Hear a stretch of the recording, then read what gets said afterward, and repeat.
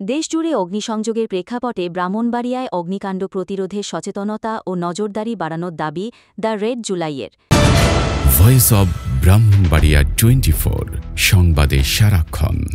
সারা দেশে চলমান ধারাবাহিক অগ্নিসংযোগের ঘটনায় উদ্বেগ প্রকাশ করে ফায়ার সার্ভিস ও সিভিল ডিফেন্সের উপসহকারী পরিচালক ও জেলা পুলিশ সুপার বরাবর স্মারকলিপি প্রদান করেছে সামাজিক সংগঠন দ্য রেড জুলাই ব্রাহ্মণবাড়িয়া। সংগঠনটির পক্ষ থেকে স্মারকলিপিতে 4টি বিশেষ পদক্ষেপের প্রস্তাব করা হয়।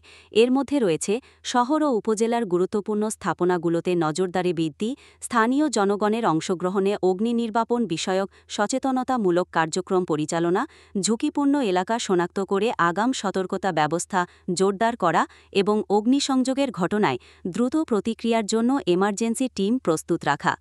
ফায়ার সার্ভিসের উপসহকারী পরিচালক আশ্বস্ত করেন যে খবর পাওয়া মাত্র 30 সেকেন্ডের মধ্যেই তারা প্রস্তুতি নিয়ে রওনা দিতে সক্ষম। পাশাপাশি তিনি মার্কেট কমিটিগুলোকে ফায়ার এক্সটিংগুইশার রাখার এবং সর্বদা সতর্ক থাকার পরামর্শ দেন। স্মারকলিপি প্রদানের সময় উপস্থিত ছিলেন দ্য রেড জুলাই ব্রাহ্মণবাড়িয়া জেলার সভাপতি সুলতান নাইম উদ্দিন, যুগ্ম সাধারণ সম্পাদক আবু বকর সিদ্দিক, সহ সাংগঠনিক সম্পাদক মোহাম্মদ মারুক সহ সংগঠনের অন্যান্য সদস্যরা। সংগঠনের পক্ষ থেকে বলা হয়, দেশে অগ্নিকাণ্ড যেন এক অবিরাম চক্র। 2-1 দিনের প্রতিবাদ, মানববন্ধন আর গরম টক শো শেষে নেমে আসে নীরবতা। প্রশ্ন তোলা হয়, এসব কি নিছক দুর্ঘটনা ও অব্যবস্থাপনা, নাকি এর পেছনে লুকিয়ে আছে কোনো গভীর ষড়যন্ত্র?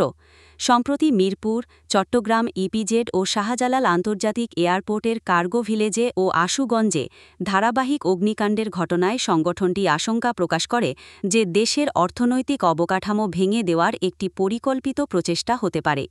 দ্য রেড জুলাই সংগঠন সংশ্লিষ্ট কর্তৃপক্ষের প্রতি আহ্বান জানায়, প্রতিটি অগ্নিকাণ্ডের ঘটনার নিরপেক্ষ তদন্তের মাধ্যমে প্রকৃত কারণ উদ্ঘাটন এবং দোষীদের বিরুদ্ধে কঠোর ব্যবস্থা নিতে হবে।